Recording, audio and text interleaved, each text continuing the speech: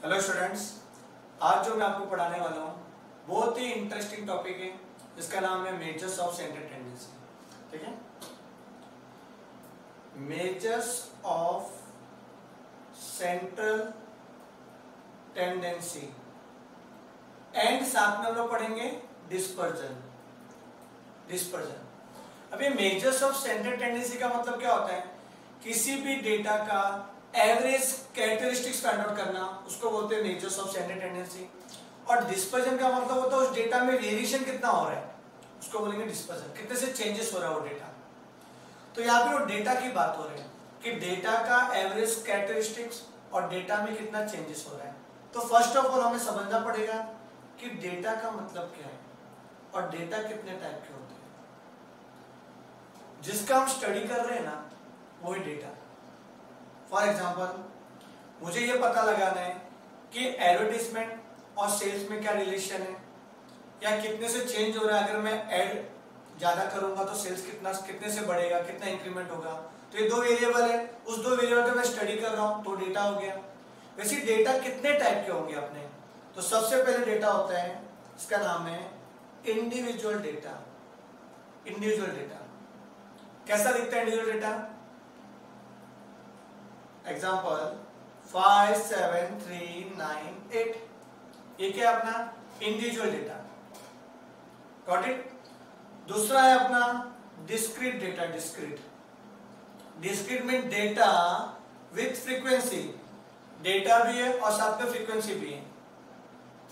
5 6 7 8 9। Frequency क्या होता है? फ्रीक्वेंसी मीन्स कोई भी डेटा कितनी टाइम्स आया। मीन्स 5 अकर्स 3 टाइम्स तो इधर 3 लिख देंगे। 6 अकर्स 7 टाइम्स 7 लिख देंगे। 7 अकर्स 1 टाइम तो 1 लिख देंगे। 2 and 3 सो आया समझ में क्या बोल रहा हूं मैं आपको? तो इंडिविजुअल डेटा और डिस्क्रीट डेटा में फर्क क्या होता है? जब इंडिविजुअल डेटा बहुत ही ज्यादा हो जाता है तो उसको हम लोग कन्वर्ट करते हैं किसमें? डिस्क्रीट डेटा में। हम लोग करते हैं बहुत सारा डेटा समझो 5 7 3 9 8 3 5 7 9। तो काउंट करने का 7 कितनी बार आया? 7 1 2 किधर है? 2 टाइम्स ना, तो 2 टाइम्स आया तो 7 2 टाइम्स आया। तो ऐसा लिखेंगे हम लोग। डिस्क्रीट डेटा जब ज्यादा हो जाता है, सॉरी इंडिविजुअल डेटा जब ज्यादा आ जाता है तो हम इंडिविजुअल डेटा को इसमें कन्वर्ट करते हैं डिस्क्रीट में ना, डेटा विद फ्रीक्वेंसी। आया समझ में आपको? अभी करते हैं हम लोग ग्रुप डेटा। ठीक है, अभी ग्रुप डेटा में आपको है ना क्लास इंटरवल दिया रहेगा। क्या दिया रहेगा? Class interval. अभी क्लास इंटरवल का मतलब क्या होता है कि हम लोग क्या करेंगे, इंडिविजुअल डेटा को ग्रुप वाइज डिवाइड करेंगे। ग्रुप वाइज जिसका ग्रुप बना देंगे। फॉर एग्जांपल एक ग्रुप बनाया मैंने 0 to 10, 10 to 20, 20 to 30, 30 to 40 और फिर काउंट करेंगे कि 0 to 10 में कितने नंबर्स आ रहे हैं। मतलब 0 to 10 है ना, उसमें कौन से नंबर कितनी बार रिपीट हो रहे हैं। फॉर एग्जांपल 5 रिपीट हुआ 3 टाइम्स, 7 रिपीट हुआ 2 टाइम्स। तो 5 और 7 0 और 10 के बीच में आता है ना, इन बिटवीन 0 and 10। तो 5 रिपीट हुआ 3 टाइम्स, 7 रिपीट हुआ 2 टाइम्स। तो 7 3 और 2 कितना 5। तो टोटल क्या आ जाएगा इधर? फ्रीक्वेंसी 5। मीन 0 to 10 के बीच में जितने भी नंबर जितनी बार भी रिपीट हुए वो यहाँ पे आ जाएगा फ्रीक्वेंसी में। फ्रीक्वेंसी मीन्स क्या हुआ कि नंबर ऑफ टाइम्स कोई भी डेटा रिपीट हो रहा है। आया समझ में? 10 to 20 में समझो 7 है, इसमें 3 है, इसमें 9 है, मतलब फ्रीक्वेंसी दिया रहेगा आपको। तो मैं आपको ये समझा रहा हूँ कि आपका क्वेश्चन कैसा दिखेगा, कि जब क्वेश्चन पहचाना आ जाएगा तो आप आंसर भी निकाल पाओगे। इंडिविजुअल डेटा है, डिस्क्रीट है या ग्रुप डेटा है, वो आपको देखना पड़ेगा। कि सबका है ना अपना अपना फॉर्मूला है। तो मैंने कैसे किया आपको? सबसे पहले मेजर्स ऑफ सेंट्रल टेंडेंसी का मतलब होता है, क्या होता है इसका मीनिंग? किसी भी डेटा का एवरेज कैरेक्टरिस्टिक्स फाइंड आउट करना। फिर क्या होता है कि डिस्पर्जन का मतलब क्या होता है? मींस उस डेटा में कितना वेरिएशन हो रहा है, उसको क्या बोलेंगे हम लोग? डिस्पर्जन। आपको पता है कि मेरे डेटा कितने टाइप के होते हैं, तो data is of 3 types: individual, discrete and group data. You got it? आओ बच्चों और थोड़ा आगे बढ़ते हैं। Measures of central tendency, data का एवरेज निकालना। तो सबसे पहले देखते हैं कि एवरेज कितने टाइप के होते हैं। तो फर्स्ट होता है एवरेज, वो होता है मैथमेटिकल एवरेज और दूसरा होता है positional average. Mathematical average means mean, सुना रहेगा, एवरेज निकालना मीन, पर मीन को भी फर्दर डिवाइड किया इन्होंने 3 कैटेगरी में। पहला है अरिथमेटिक मीन, दूसरा आपका ज्योमेट्रिक मीन, तीसरा हार्मोनिक मीन। ये आपके मॉड्यूल में है। ए मीन्स अरिथमेटिक मीन। अब ये अरिथमेटिक मीन कब यूज करेंगे हम लोग? जब किसी भी डेटा का सिंपल एवरेज निकालना है। क्या निकालना है? Simple average. पता है सिंपल एवरेज भी होता है, वेटेड एवरेज भी होता है। तो यहाँ पे सिंपल एवरेज की बात हो रही है। बहुत सारे नंबर्स दिए हुए, उस नंबर्स को टोटल करो, divide by number of observation, ये हो गया सिंपल एवरेज। जैसे आपके मार्क्स भी कैलकुलेट करने हैं आपको कि परसेंटेज कितना है आपको, 10 स्टैंडर्ड्स के सारे मार्क्स का टोटल करो, divide by number of subject, तो आपका परसेंटेज आ जाएगा कि कितना परसेंट मिला था आपको 10 स्टैंडर्ड में। तो ये सिंपल एवरेज। दूसरा है ज्योमेट्रिक मीन। अब ज्योमेट्रिक मीन में क्या होता है कि आपको है ना एवरेज रेशियो निकालना है, या फिर एवरेज परसेंटेज, मतलब परसेंटेज का एवरेज। फॉर एग्जाम्पल मुझे ये देखना है कि मेरे पास समझो 3 स्टैंडर्ड के स्टूडेंट्स हैं और मुझे ये जानना है कि मेरे क्लास का एवरेज कितना होगा। हाँ, किसी इंडिविजुअल स्टूडेंट्स का एवरेज क्या होगा तो सिंपल एवरेज, उस पर्टिकुलर क्लास का एवरेज कितना होगा तो मैं सारे स्टूडेंट्स का एवरेज निकालूंगा, फिर एवरेज निकालने के बाद फिर उसका एवरेज करूंगा तो मेरे क्लास का परसेंटेज आएगा, कितना स्कॉलर क्लास है कि मतलब डब्बू क्लास है। ठीक है, तो क्या करूंगा मैं उसका परसेंटेज का एवरेज करूंगा। तो उसके लिए ज्योमेट्री में यूज करने का, किसी का परसेंटेज का एवरेज करना है तो, या फिर एवरेज रेट करके, भाई रेट का एवरेज, तो रेशियो परसेंटेज रेट का एवरेज करना है तो क्या यूज करने का? Geometric mean. अभी हार्मोनिक मीन कब यूज करेंगे? हार्मोनिक मीन मैं फॉर्मूला बाद में बताता हूँ, फिर इसका यूज क्या है, यूज किधर होने वाला है वो मैं बता रहा हूँ। अभी हार्मोनिक मीन का मतलब होता है मुझे एवरेज स्पीड निकालना है, एवरेज स्पीड किसी व्हीकल का। फॉर एग्जांपल मैं यहाँ मुंबई से जा रहा हूँ, कहाँ जाऊँ? चलो मैं जाता हूँ अहमदाबाद जाता हूँ, अहमदाबाद। ठीक है, तो यहाँ से मैं अहमदाबाद जा रहा हूँ और मैं समझो कार से जा रहा हूँ, कार से। कार कैसा है? ठीक है, चलो कार से जा रहा हूँ मैं, और कार की स्पीड है 60 किलोमीटर पर आवर। यहां से जा रहा हूं मैं अहमदाबाद, कार की स्पीड क्या है? 60 किलोमीटर पर आवर। फिर मैं अहमदाबाद से रिटर्न आ रहा हूं, ये जा रहा हूं रिटर्न आ रहा हूं। जब मैं रिटर्न आ रहा हूं तो मेरा कार का स्पीड है समझो 50 किलोमीटर पर आवर, बहुत स्लो चलाता हूं मैं कार।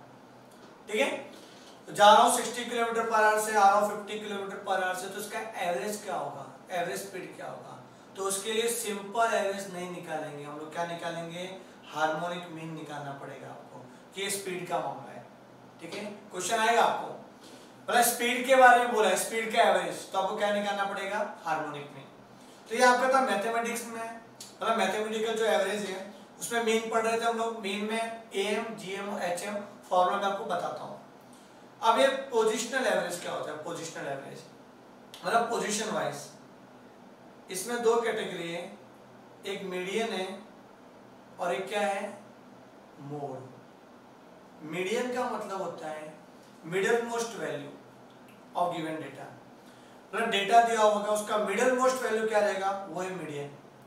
एंड मोड का मतलब होता है ऐसा ऑब्जर्वेशन जो बहुत बार आया है, which occurs maximum number of times, वो होता है मोड अपना। ठीक है, तो मीडियन एंड मोड अभी कैसे निकालते हैं उसका स्टेप्स मैं आपको बताता हूँ अभी। तो ये समझ में आपको ये क्या पढ़ना है आपको? ये पूरे चैप्टर में आपको ये mean, median and mode, median में भी आगे बढ़ेंगे, आगे पार्ट्स आएगा आपको इसका भी, क्वार्टाइल्स, डेसाइल्स, परसेंटाइल्स। जब मीडियन आ जाएगा तो वो सब भी सिंपल है, तो आ जाएगा आपको। ठीक है, अब देखते हैं हम सबसे फर्स्ट मीन। मीन को हम लोग बोलते हैं एवरेज या फिर arithmetic mean. Arithmetic mean, average arithmetic mean. अब सब में है ना 3 कैटेगरी होगी। जैसे मैंने आपको बताया है कि डेटा कितने टाइप के होते हैं, 3 टाइप के डेटा है, तो सब में 3 कैटेगरी होगी। सबसे पहला है इंडिविजुअल डेटा, ठीक है।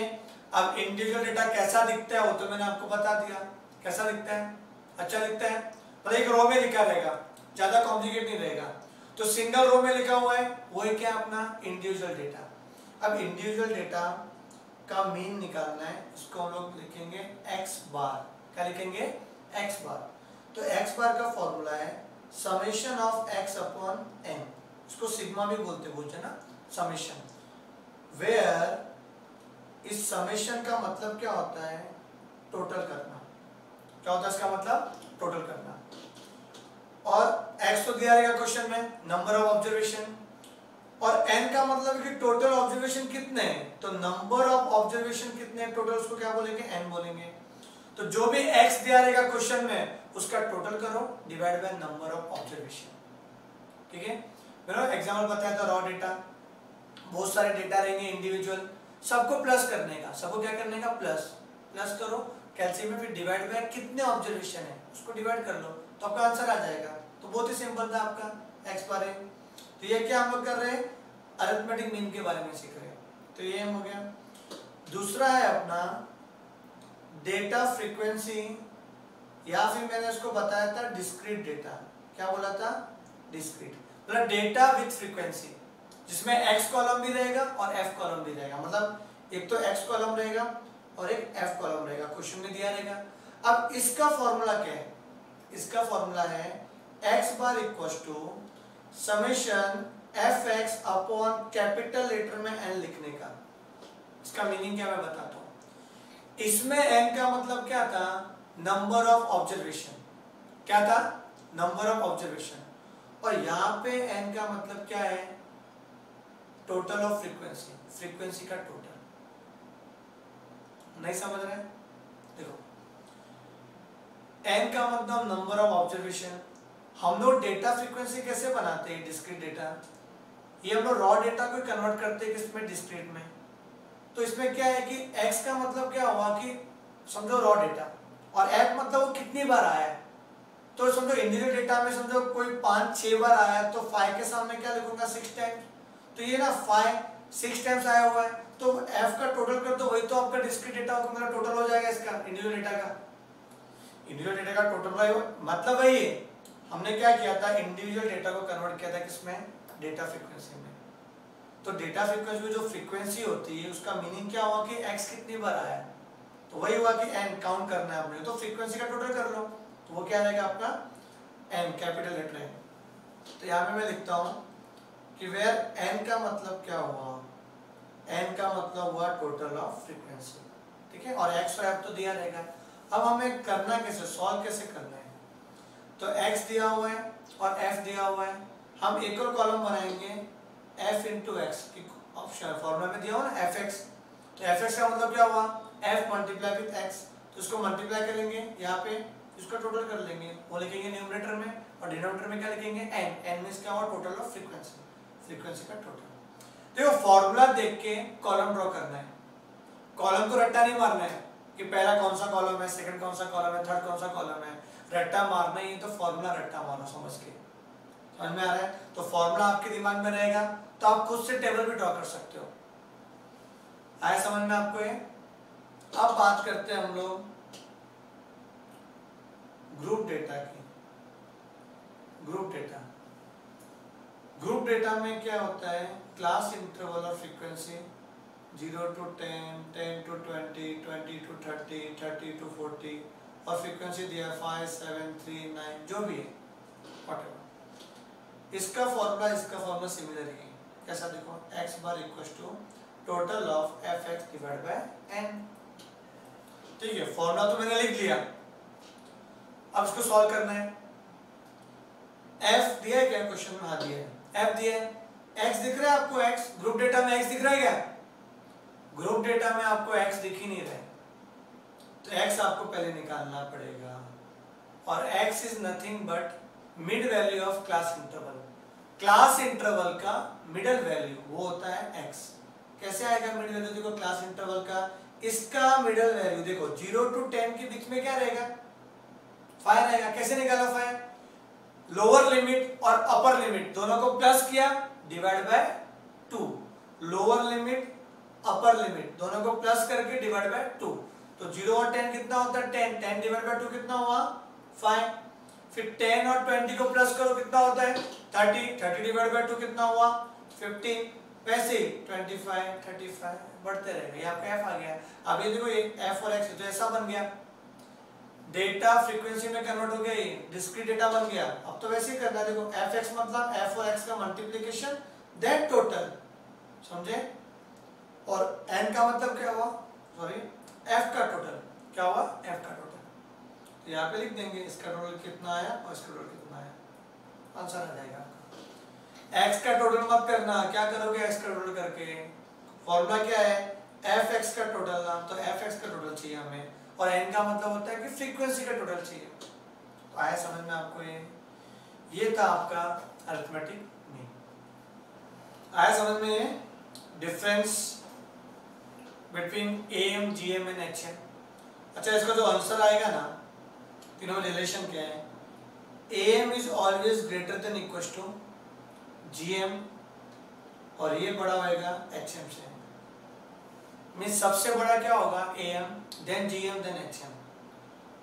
बट समझो अगर ऑब्जर्वेशन है ना, ऑब्जर्वेशन डेटा वो कांस्टेंट है, मीन्स कांस्टेंट ऑब्जर्वेशन है, x का वैल्यू है 5 5 5 5 5 एक जैसा एक वैल्यू है, तो उसमें ना आपका AM, GM, HM तीनों का आंसर एक जैसा ही आएगा। प्रूव करके बताऊंगा मैं आपको।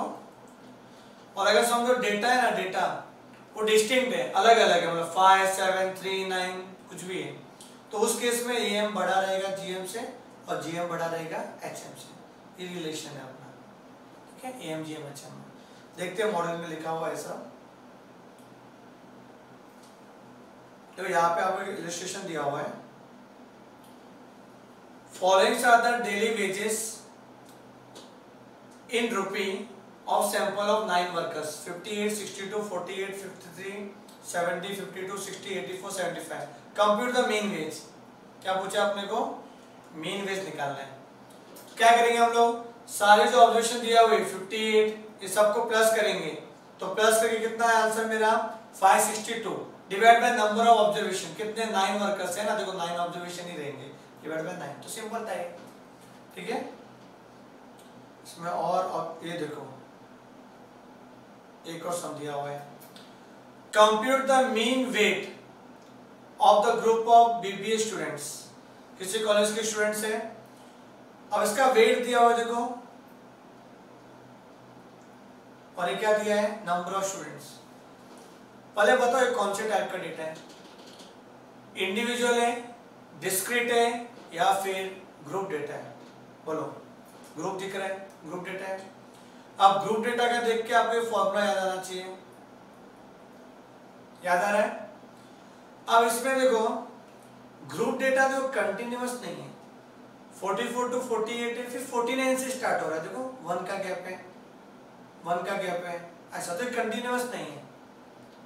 तो जब कंटिन्यूअस नहीं है तो उसको कंटिन्यूअस बनाना पड़ेगा, बट मीन में नहीं बनाओगे तो चलेगा, मीडियन में और मोड में बनाना पड़ता है, ठीक है? तो यहाँ पे आपको इसको कंटिन्यूअस बनाने की जरूरत ही नहीं है। तो क्या करेंगे हम लोग? इसका मिड वैल्यू देखना, तो कैसा है मिड वैल्यू? दोनों को प्लस करके डिवाइड बाय 2 कर देंगे, तो वही लिखा हुआ है इसमें देखो, ये मिड वैल्यू है आपका, प्लस करके डिवाइड बाय 2 कर लो, प्लस करके डिवाइड बाय 2 कर लो, तो ये क्या आ गया? आपका मिड वैल्यू आ गया। और फ्रीक्वेंसी तो दिया हुआ था, फ्रीक्वेंसी दिया हुआ है, दोनों को मल्टीप्लाई कर दो तो आपका आंसर आ जाएगा, ठीक है? मल्टीप्लाई करने के बाद ये टोटल आ गया, इसको क्या लिखेंगे हम लोग यहाँ पे? किसको मल्टीप्लाई किया? ये x column and f column, इन दोनों को मल्टीप्लाई किया मैंने, ठीक है? कौन सा कॉलम? एक तो ये वाला कॉलम, ये और ये, इनको मल्टीप्लाई किया, तो ये आ गया अपना fx, ठीक है? तो double two double 1 divide by 36, कैसे है 36? फ्रीक्वेंसी का टोटल, फ्रीक्वेंसी का 36 आ गया। देखो ये सब क्वेश्चन है ना बहुत रेयरली आएंगे एग्जाम में। एग्जाम में आपको ना प्रॉपर्टीज आएगी, प्रॉपर्टी रिलेटेड क्वेश्चन। तो तो हम लोग ना अरिथमेटिक मीन का प्रॉपर्टी देखते हैं, प्रॉपर्टी क्या बोलता है। भैया प्रैक्टिस के लिए तो बहुत सारे क्वेश्चन है, सॉल्व कर सकते हो आप लोग। प्रॉपर्टीज में आ जाते हैं, ये है अपना प्रॉपर्टीज। देखो यहाँ पे फर्स्ट प्रॉपर्टी, अच्छा है कि नहीं आपके पास है स्टडी मटेरियल, आप डाउनलोड कर सकते हो गूगल पे। ICAI बोर्ड ऑफ स्टडीज, समझे, ये आप गूगल पे सर्च करो तो फर्स्ट ही पेज रहेगा, वो ओपन करना, उसमें आपको CA फाउंडेशन न्यू कोर्स दिखेगा, उसमें मैथ्स के सिलेबस में है, यहाँ पे डाउनलोड भी कर सकते हो वहां से, ICAI बोर्ड ऑफ स्टडीज से। देखो यहाँ पे फर्स्ट प्रॉपर्टी क्या है, फर्स्ट प्रॉपर्टी ये बोला हुआ है कि अगर सारे ऑब्जर्वेशन एक जैसे ही है तो मीन भी वही रहेगा। फॉर एग्जाम्पल ऑब्जर्वेशन है 7 7 7 7 7 7 7, तो इसका मीन क्या होगा, 7 ही होगा। तो वही लिखा हुआ है, if all the observation assumed by a variable are constant, मतलब एक जैसे ही है, say k, then the AM is also k, AM भी क्या होगा, k होगा।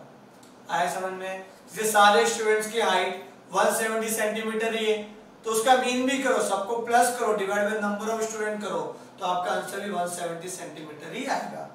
आया समझ में? फर्स्ट प्रॉपर्टी, सिंपल प्रॉपर्टी थी, कुछ बड़ी बात नहीं है। सेकेंड प्रॉपर्टी क्या बोलती है, ये इंपॉर्टेंट प्रॉपर्टी है जिसको मैं आपको प्रूव करके बताऊंगा। ये क्या बोला है कि the algebraic sum of deviation of a set of observation from the mean is 0। मीन्स आप है ना मीन निकालने के बाद ईच एंड एवरी ऑब्जर्वेशन में से उस मीन को माइनस करो, फिर टोटल करो, तो उसका आंसर ऑलवेज 0 आएगा। समझा क्या बोल रहा हूं मैं? किसी भी ऑब्जर्वेशन, समझो वो डेटा है आपका इंडिविजुअल डेटा, इंडिविजुअल डेटा का मीन निकालो, समझो मीन आ गया मेरा कितना 30, फिर आपको ऑब्जर्वेशन दिया रहेगा क्वेश्चन में डेटा, उस सब में से x बार 30 को माइनस करो और फिर टोटल करो, आंसर आपका 0 आएगा। हम लोग प्रूव करके देखते हैं। देखो ये कैसे 0 आएगा। तो एक डेटा था ना अपना, अभी जो सॉल्व किया था हम लोग ने, डेटा को ले लेते हैं हम लोग।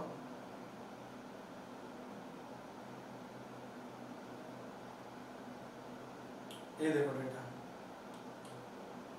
इस डेटा में 62.44 आया था। हम काम करते कोई ऐसा डेटा लेते जो विदाउट कैल से सॉल्व हो जाए। समझो एक एक्स ऑब्जर्वेशन है 5 7 3 और ले लेता हूँ मैं 10, कितना हुआ 5। ये आपका ऑब्जर्वेशन है इंडिविजुअल डेटा, इसका मीन क्या आएगा बताओ?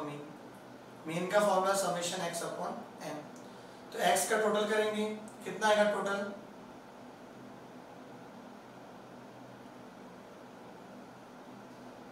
30 ना, समझे? कैलसियम में कर लो, 30 आएगा, ये 12 15 21 30 हो गया।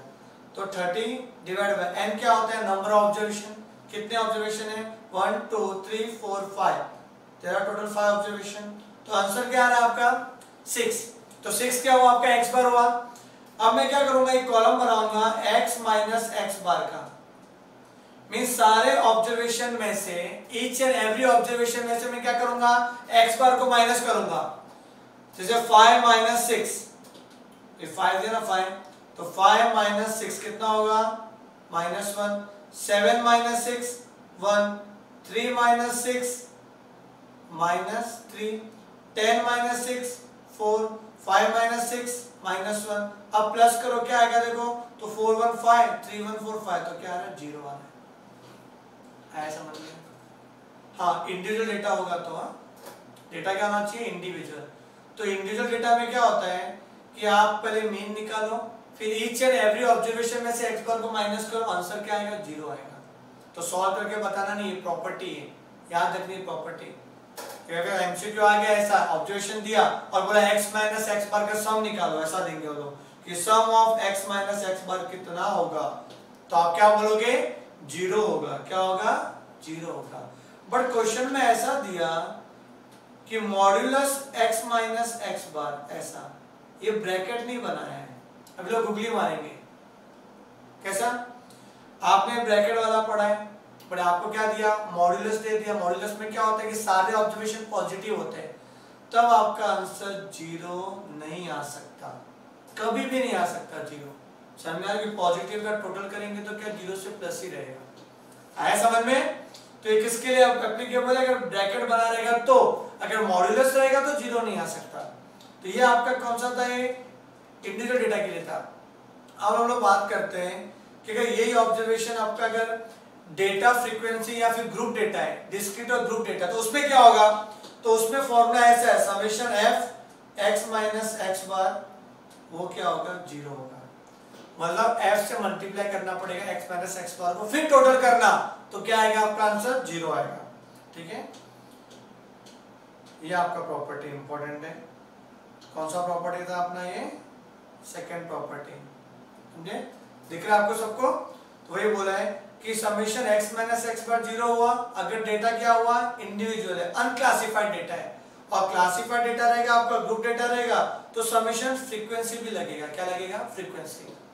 तो आया समझ में आपको, ये इसका एग्जांपल क्रिएट किए हैं। देन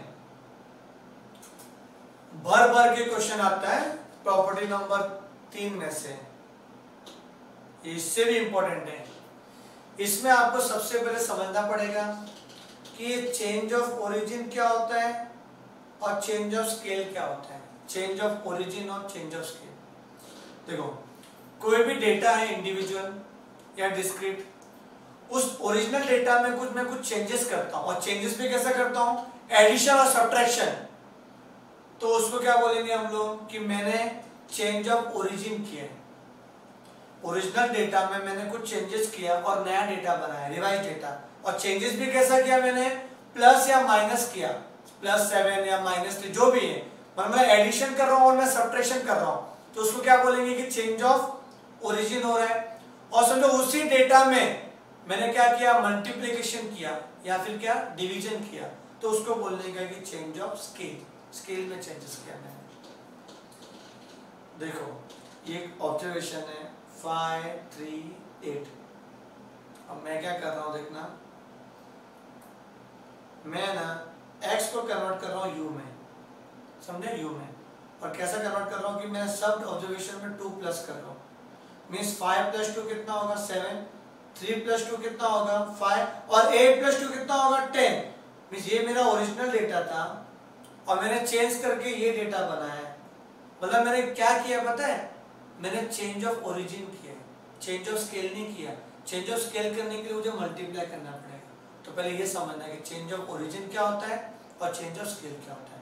आया समझ में? एडिशन किया, सब्ट्रैक्शन किया, मतलब मैंने चेंज ऑफ ओरिजिन किया, समझे, और मैंने मल्टीप्लिकेशन किया और डिवीजन किया, मतलब मैंने क्या किया, चेंज ऑफ स्केल किया। You got my point?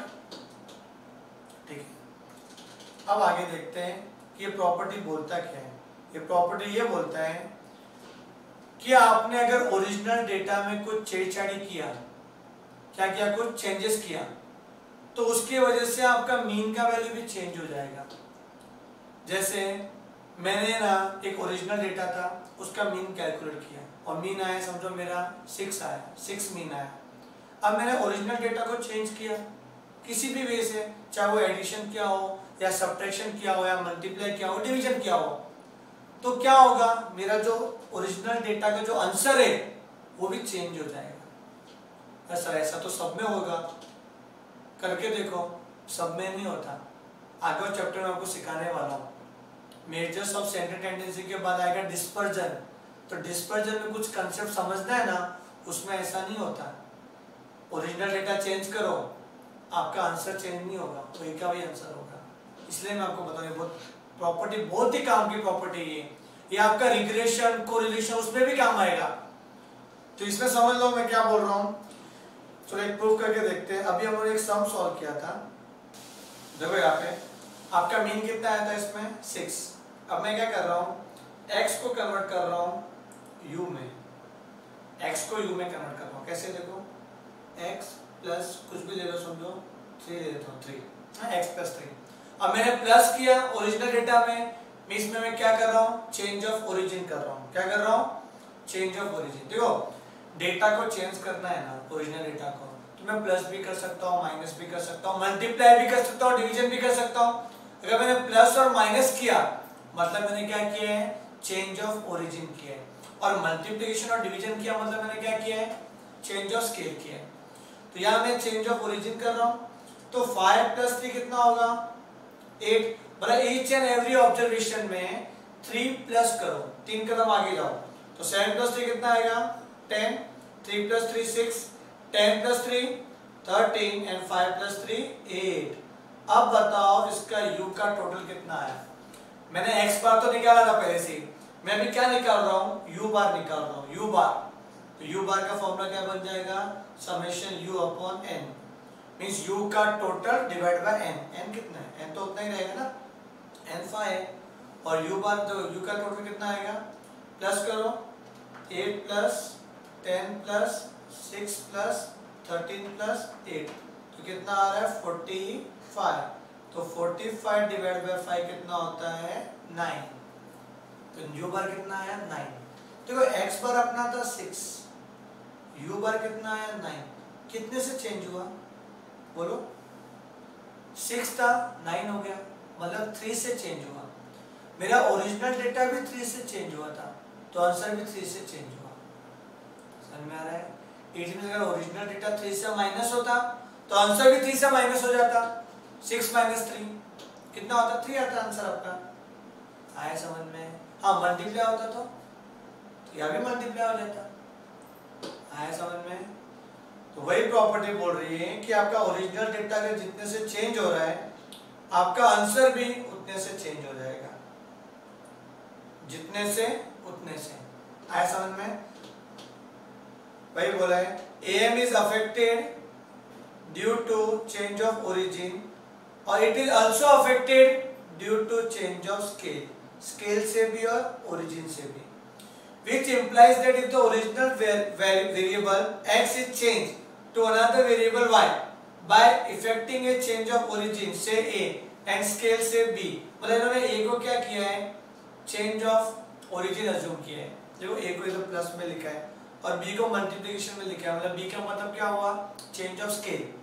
Then AM of y, y का अरिथमेटिक मीन क्या होगा, तो फॉर्मूला है कि y का arithmetic mean equals to a + b multiply with x bar का मतलब x का अरिथमेटिक मीन। ये बताओ तो क्या होता है। आपको है ना क्वेश्चन में इक्वेशन रिलेशन दिया हुआ रहेगा x और y का।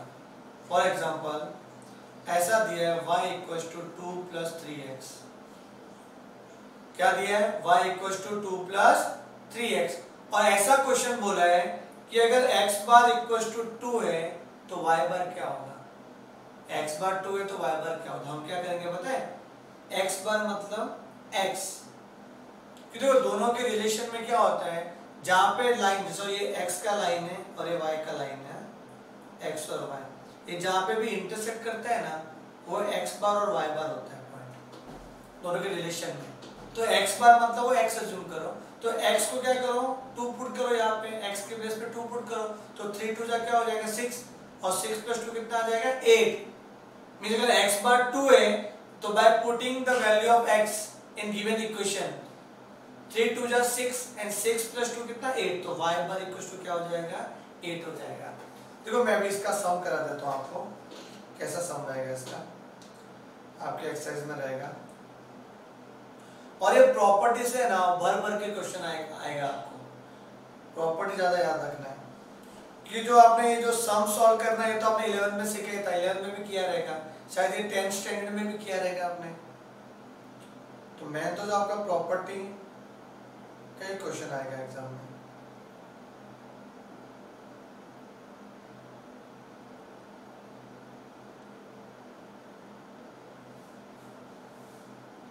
तो यहां से सम स्टार्ट हो रहा है अपना, सम देख लेते हैं इसका।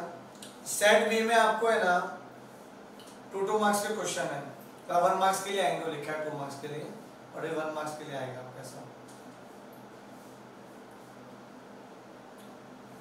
इसमें देखते हैं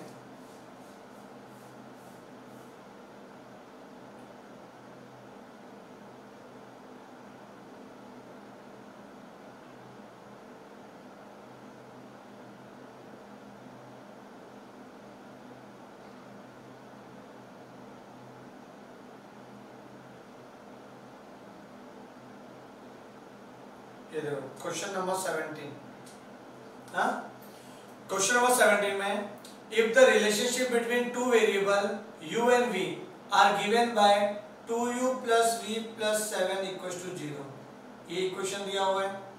if the arithmetic mean of u, मतलब u का अरिथमेटिक मीन दिया हुआ है, कितना दिया हुआ है 10, तो अरिथमेटिक मीन ऑफ v कितना होगा, means u bar is given, then what would be the value of v bar. तो पहले इक्वेशन लिख लो, इक्वेशन क्या है 2u plus v plus 7 equal to 0, 2 u bar का वैल्यू दिया हुआ कितना 10, तो u के प्लेस पे क्या रखो 10 रखो, ठीक है, plus v plus 7 equal to 0, 2 10 जा 20 और 20 प्लस 7 कितना होता है 27, तो v प्लस 27 इक्वल टू 0, तो v इक्वल टू 27 वहां पे जाएगा, तो क्या आएगा answer -27, it means v bar equal to क्या आ जाएगा -27। आया समझ में? तो ये आपका अरिथमेटिक मीन का प्रॉपर्टी है। अच्छा, arithmetic mean, geometric mean, harmonic mean, median, mode, सबका एक कॉमन प्रॉपर्टी है, सबका। मींस अगर मीडियन निकालोगे आप, मीडियन तो मैंने बताया नहीं आपको कैसे निकालते हैं, तो मैंने मीडियन निकाला, और मीडियन में भी क्या कर रहा हूँ मैं, ओरिजिनल डेटा में चेंज कर रहा हूँ, ओरिजिनल डेटा, तो क्या होगा मेरा मीडियन में भी फर्क पड़ेगा। ऐसे ही करना है, उसके ऊपर वाला क्वेश्चन ही है, question number 16। Two variable x and y दिया हुआ है, दोनों का रिलेशन दिया हुआ है, ये वाला रिलेशन है दोनों में। मीडियन ऑफ x इज 20, तो x के जगह पे क्या रख दो 20, x का मीडियन दिया हुआ 20, तो x की जगह पे 20, तो क्या है, मैं x के प्लेस पे 20 पुट करता हूं, तो क्या मिलेगा मुझे, इक्वेशन क्या था 2x sorry y equals to 2x minus 3, x के प्लेस पे क्या रखना है मुझे 20, तो क्या मिलेगा 40 minus 3 37, means y equals to 37, it means median of y is equals to 37, option C is the correct answer। आया समझ में? तो क्या सर मोड से भी कर सकते हैं, मोड का पूछा तो हाँ, मोड का भी यही प्रॉपर्टी रहेगा, mode of x is given, तो मोड ऑफ y निकाल लेंगे हम लोग x का वैल्यू पुट करके। मतलब ये प्रॉपर्टी ऐसा बोलता है कि आपको अगर एक वेरिएबल का आंसर दिया हुआ है, दूसरे वेरिएबल का आंसर निकालना है, तो उस वेरिएबल का वैल्यू उस गिवन इक्वेशन में पुट कर लो, तो आपका आंसर आ जाएगा, ठीक है। तो ये हमारी प्रॉपर्टी हो गई मीन की।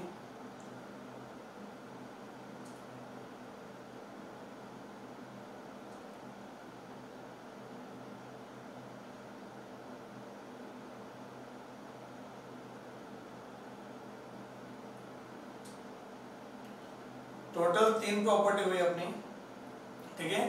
फर्स्ट प्रॉपर्टी क्या था, अगर सारे वैल्यू कांस्टेंट है तो आंसर भी वो कांस्टेंट रहेगा।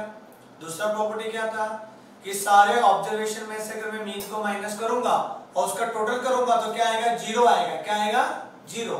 और तीसरी प्रॉपर्टी क्या थी, इक्वेशन दिया रहेगा, किसी एक का वैल्यू दिया है, दूसरा निकालना है, तो वैल्यू पुट कर लो। ये किसमें एप्लीकेबल है, थर्ड वाली प्रॉपर्टी है आपका, mean, mode, median, quartile, decyl, percentile, जो आगे पढ़ेंगे सब में एप्लीकेबल है, सब में कॉमन प्रॉपर्टी है आपका। या नाम लिखा है ये, बस जीएम एचएम के लिए भी कॉमन प्रॉपर्टी है, ठीक है। अब फोर्थ वाली प्रॉपर्टी, ये क्या बोलता है, combined mean. For example there are total 20 workers, 20 workers में समझो कि 7 दिया है फीमेल वर्कर और 13 दिया है मेल वर्कर, मेल और फीमेल।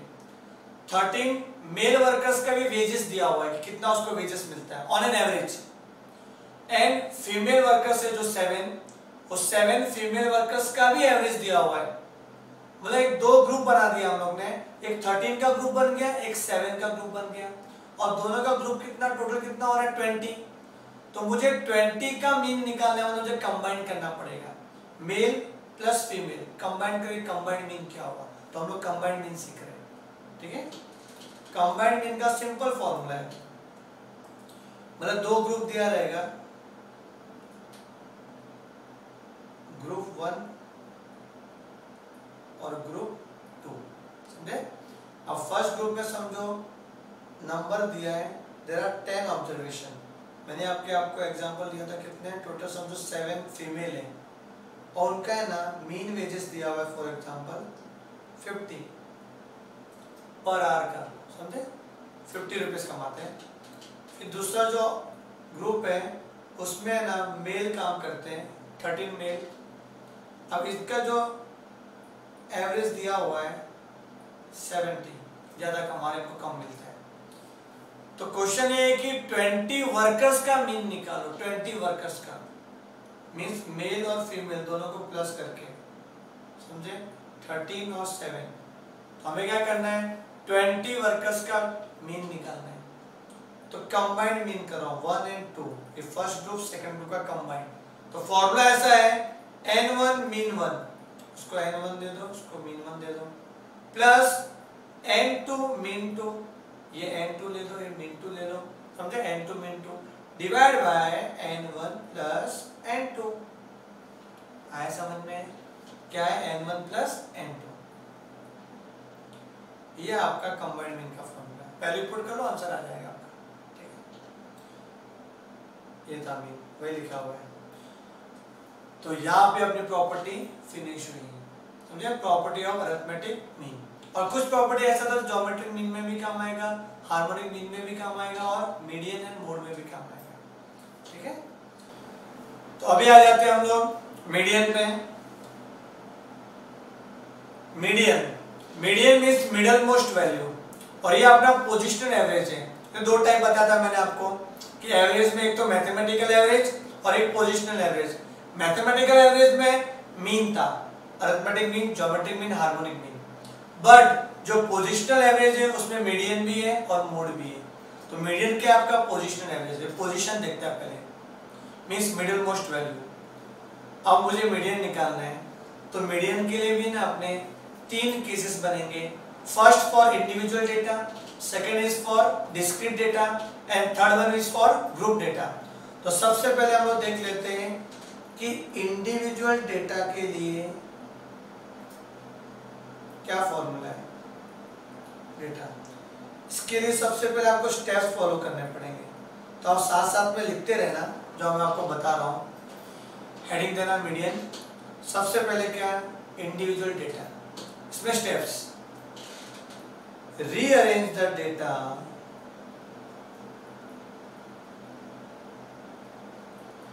इन आइदर असेंडिंग और डिसेंडिंग ऑर्डर। मतलब आप छोटे से बड़ा भी लिख सकते हो और बड़े से छोटा भी लिख सकते हो। हम इंडिविजुअल डेटा की बात कर रहे हैं। इंडिविजुअल डेटा को पहचानो, कौन सबसे छोटा है उसको पहले लिखो, फिर उससे बड़ा बड़ा बड़ा बड़ा सबसे बड़ा, समझे। तो असेंडिंग ऑर्डर भी कर सकते हैं और डिसेंडिंग ऑर्डर भी कर सकते हैं, वो आपकी मर्जी जैसे करना है। उसके बाद मीडियन का फॉर्मूला अप्लाई करेंगे जो है n+1/2। मिडिल मतलब डिवाइड बाय क्या आएगा 2, समझ में आ रहा है। तो n+1/2 टर्म या ऑब्जर्वेशन या आइटम जो भी रहेगा। ठीक है, तो ये आपका 2 स्टेप में आंसर आने वाला है। तो एक एग्जांपल ले लेते हैं हम लोग। एग्जांपल 5 7 3 9 8 2 1। ठीक है, ये आपका डेटा है 3 3 6 7। ठीक है, 7 ऑब्जर्वेशन है। There are total 7 observation. देखो 3 3 6 और 7। अब मुझे ये सॉल्व करना है। अब आप बोलोगे सर मीडियन मतलब मिडिल मोस्ट वैल्यू, मतलब यहाँ से 3 चले गए, यहाँ से 3 चले गए, मिडिल में कौन आया 9, तो 9 अपना आंसर होगा। ऐसा नहीं है, क्योंकि सबसे पहले है ना इसका असेंडिंग या डिसेंडिंग ऑर्डर करो, तो इसको सीक्वेंस में तो कन्वर्ट करो, तो इसका सीक्वेंसिंग करो, उसके बाद में देखो कि मिडिल वैल्यू क्या आता है। तो ये भूलना मत, सबसे पहला स्टेप क्या आएगा असेंडिंग या डिसेंडिंग ऑर्डर। तो मैं काम करता हूँ जो सबसे बड़ा है उसको नंबर 1 करता हूँ, कि मोस्टली मार्क्स दिए होते हैं कि बच्चे लोग के कितने मार्क्स आए यूनिट टेस्ट में, ऐसा जो इंडिविजुअल टेस्ट हुआ उसमें। तो हम क्या करेंगे जिसको जो सबसे बड़ा है उसको नंबर 1 बना देते हैं। तो सबसे बड़ा कौन है 9 सबसे पहले आ जाएगा। फिर क्या आएगा 8, देन 7, देन 5 3 2 1। ये मेरा हो गया डिसेंडिंग ऑर्डर। समझ में आ रहा है, बड़े से छोटा। अब इसमें क्या कर सकते हैं, दो आंसर तो आ गया, 3 3 गया, बीच में क्या है 5, और मैं फॉर्मूला अप्लाई करता हूँ। देखो फॉर्मूला क्या है, median equals to n+1 upon second term. n कितना बोलो, n कितना 7 है, 7 + 1 अपॉन 2, 7 + 1 कितना 8, 8 अपॉन 2 कितना होता है 4, तो फोर्थ टर्म, चौथा टर्म, क्या चौथा, पहला दूसरा तीसरा और चौथा, 5 ही आ रहा है ना। ठीक है, अब आपके माइंड में क्वेश्चन आएगा, सर दो दो बीच में हुए तो हो सकते हैं, हाँ हो सकते हैं ना, क्यों नहीं हो सकते हैं। देखो एक एग्जांपल लेते हैं हम लोग, 3 9 2 8 1 7, ठीक है, ये ऑब्जर्वेशन, इसमें n कितना है 3 और 3 6 है, पर सबसे पहले हम लोग क्या करेंगे, असेंडिंग या डिसेंडिंग ऑर्डर। सबसे बड़ा कौन है, 9 8 7 3 फिर 2 फिर 1। अब इसमें देखो 2 गया या 3 गया, 3 के बीच में कुछ है ही नहीं, तो 2 2 को भेजो, समझे कैसे, 2 यहाँ से गया 2 यहाँ से गया, बीच में कौन आया, ये देखो 7 और 3, ये मिडिल मोस्ट वैल्यू, पर 2 2 है ना, मीडियन एक ही हो सकता है। There is always one median, ये मोड थोड़ी है, मोड में बताऊंगा, मोड में बहुत सारे मोड हो सकते हैं, पर मीडियन में क्या सिंगल मीडियन ही हो सकता है। तो ये दो दो मीडियन तो आ रहे हैं इसमें, तो क्या करूं मैं, देखो फॉर्मूला अप्लाई करता हूं। मीडियन का फॉर्मूला है n+1 upon second term, n कितना 6 दिया है, 6 + 1 अपॉन 2 ना, 6 + 1 7 अपॉन 2, 3.5 टर्म। अब ये एग्जैक्टली देखो 0.5 है, 0.5 3.5 का मतलब क्या होता है, 3 और 4 के मिडल में एग्जैक्ट। तो इसको आप ऐसे लिख सकते हो कि third term and fourth term का एवरेज, बिकॉज ये 3.5 था, 3.2 नहीं है, 3.3 भी नहीं है, 3.5 मींस एग्जैक्टली मिडल में, तो third term and fourth term के मिडल में, तो third term plus fourth term divide by 2। Sir अगर 3.5 नहीं आया तो ऐसा होगा भी नहीं, 0.5 ही आएगा, हम मीडियन पढ़ रहे हैं, 2 से डिवाइड कर रहे हैं, आप किसी को भी 2 से डिवाइड करो, समझे, आपका या तो पॉजिटिव आंसर आएगा, पॉजिटिव तो आएगा ही, अगर नेगेटिव होगा नेगेटिव में आएगा, पर यहाँ पे नेगेटिव का सवाल नहीं बनता कि नंबर ऑफ ऑब्जर्वेशन क्या होने चाहिए, पॉजिटिव होंगे आपके ऑब्जर्वेशन, तो चाहे ऑड नंबर हो या इवन नंबर हो। अगर आपके पास इवन नंबर है, इवन नंबर मतलब जो 2 के टेबल में आता है, अगर इवन नंबर है उसको अगर आपने 2 से डिवाइड किया तो आंसर क्या आएगा, एग्जैक्ट आएगा, मतलब डेसिमल में नहीं आएगा। पर सपोज ऑड नंबर है, जैसे ये जो ऑड नंबर था, कैसे 4 और 3 कितना 7, 7 ऑड नंबर है, 2 के टेबल में नहीं आता, अब उसको आप 2 से डिवाइड करोगे तो ऑलवेज 0.5 में आंसर आएगा, मतलब जैसे 7/2 क्या हो गया 3.5, अगर समझो 11/2 होता तो 5.5, मतलब 0.5 ही आएगा।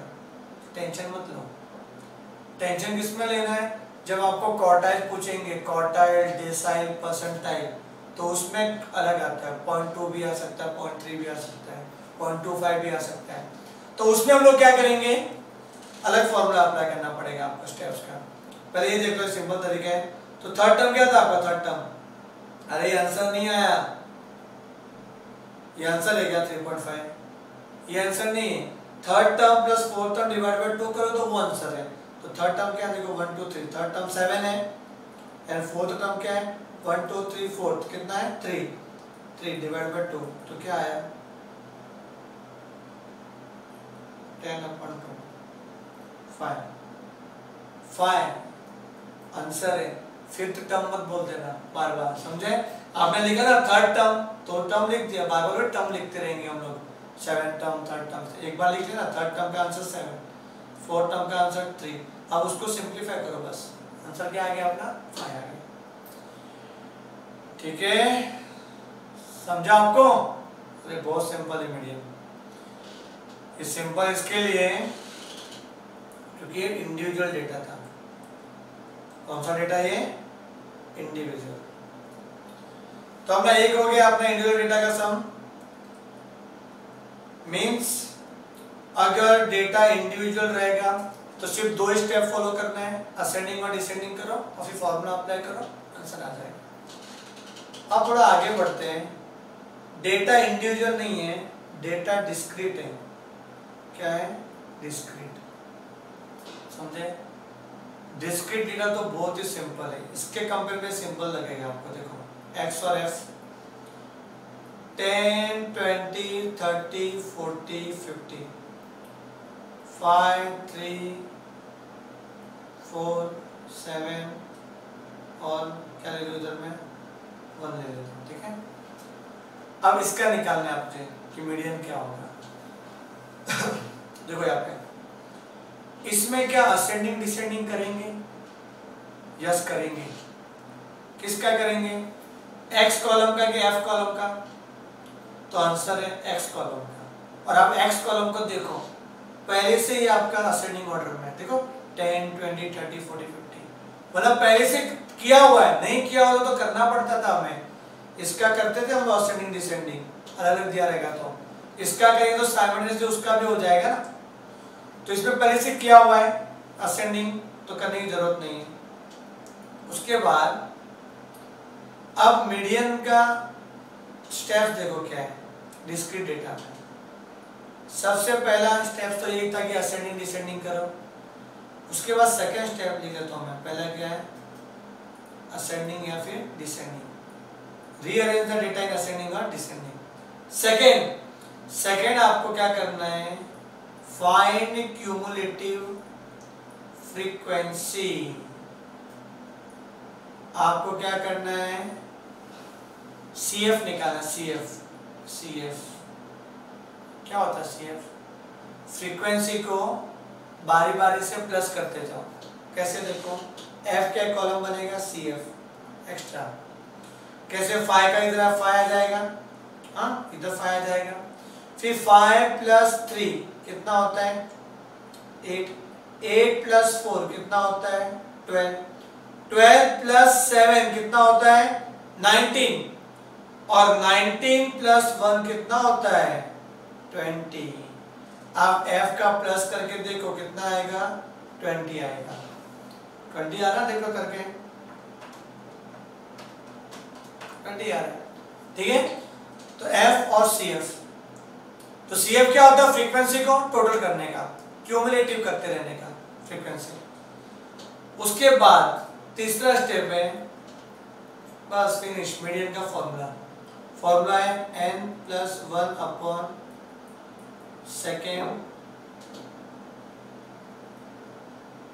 Value of x n+1/2 value of x। या फिर देखो इसको बहुत जन ऐसा भी कर रहे हो author, n/2 value of x। Answer एक ही आएगा, इससे करोगे उससे करो। ठीक है, अभी n कितना है अपना? 20 है। सो मैं सेकंड फॉर्मूला अप्लाई करता हूँ n/2। तो 20 रखो, 20/2 कितना आया? 10 आया। 10th value of x, 10th value of x, 10th term नहीं, 10th वैल्यू ऑफ x। तो क्या करूंगा मैं? ये जो आंसर है ना आपका 10th, ये 10th आप CF में ढूंढने का। CF में 10 किसके अंडर में आएगा? क्या 5 के अंडर में 10 आएगा? नहीं आएगा। 8 के अंडर में 10 आता है? नहीं आता। 12 के अंडर में 10 आता है? यस, 12 के अंडर में 10 आता है सर। 19 के अंडर में भी आता है, 20 में भी आता है। पहले क्या आया? 12 आया ना, तो 12 के अंडर में क्या आ रहा है? 10। तो पहले उसको पहले लेने का। तो ये आपका हो गया मीडियन क्लास। क्या हो गया? Median class. तो इसका x वैल्यू क्या है? 30 है। क्या है? 30। तो आंसर क्या आएगा आपका इसके? 30। सिंपल, समझे? फॉर्मूला अप्लाई करो n/2। तो n कितना आपका? 20। 20/2 कितना हुआ? 10। 10th value of x। तो हमको क्या करना है? CF में देखना है, CF के अंदर कि 10 किसके अंदर में आता है। तो 10 है ना, 12 के अंदर में आएगा। तो 12 के अंदर में आ रहा, तो आपका मीडियन क्लास क्या बनेगा आपका? ये 30। तो 30 इधर क्या हुआ? मीडियन हो गया। ठीक है, आया समझ में? आप 10 + 1/2 करके भी करो तो क्या आएगा आपका ये 20 + 1 सॉरी 20 + 1 कितना होता है 21 21/2 कितना होता है 10.5 तो 10.5 जो 12 के अंदर में आएगा वो भी आंसर भी आएगा 30 ठीक है। ये आपका हो गया डिस्क्रीट डेटा। अब बात करते हैं हम लोग ग्रुप डेटा की। ग्रुप डेटा और ग्रुप डेटा में क्या है तो सर्वप्रथम असेंडिंग डिसेंडिंग जरूरत ही नहीं, ग्रुप हमेशा असेंडिंग में ऑर्डर में ही रहेगा आपका, ठीक है। 0 to 10, 10 to 20, 20 to 20, तो उस पर क्या करना है तो पहला एप्लीकेबल ही नहीं होता तो क्या फाइंड करो सीधा फाइंड CF क्यूमुलेटिव फ्रीक्वेंसी, ठीक है, अभी जो किया था हम लोगों ने क्यूमुलेटिव फ्रीक्वेंसी। सेकेंड उसके बाद आपको करना है मीडियन क्लास, मीडियन नहीं मीडियन क्लास जिसका फॉर्मूला है n/2 वैल्यू, बस वैल्यू ऑफ x नहीं सिर्फ वैल्यू। ये करने के बाद फॉर्मूला अप्लाई करना है median = L1 plus n/2 minus CF/F, ठीक है, फिर L2 minus L1, L2 minus L1, ये फॉर्मूला अपना। हाँ, L1 plus n/2 minus CF/F, L2 minus L1। अभी L1 L2 क्या है तो L1 का मतलब होता है lower limit of median class, median class का लोअर लिमिट।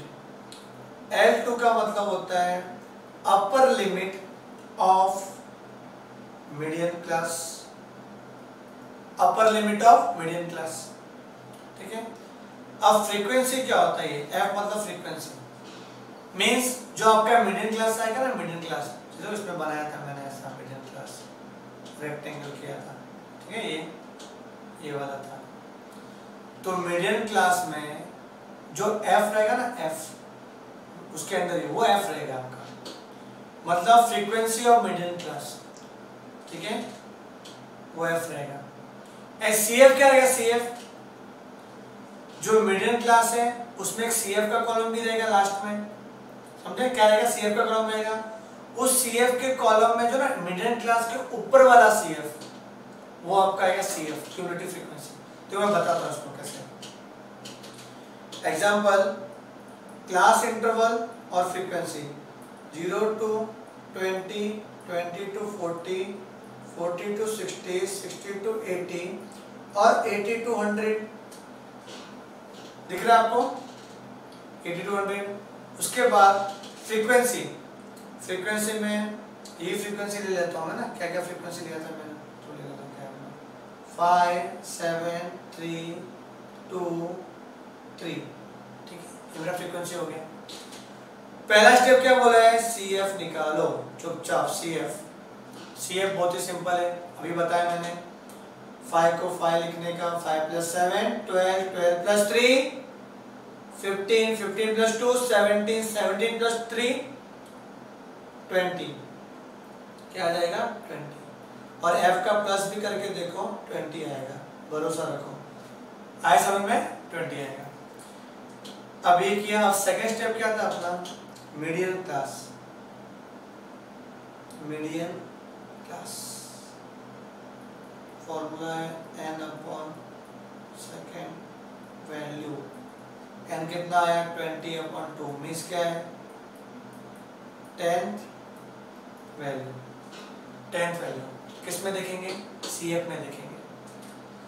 किधर है CF, या 12। अरे 10th वैल्यू 12 के अंदर आता है ना, 5 के अंदर आता है क्या, 10 नहीं आता, 12 के अंदर आता है, ठीक है। 15 के अंदर आता है लेकिन वो पहले 12 आया ना, 12 के अंदर में आएगा। तो ये आपका बन गया मीडियन क्लास। अब इसमें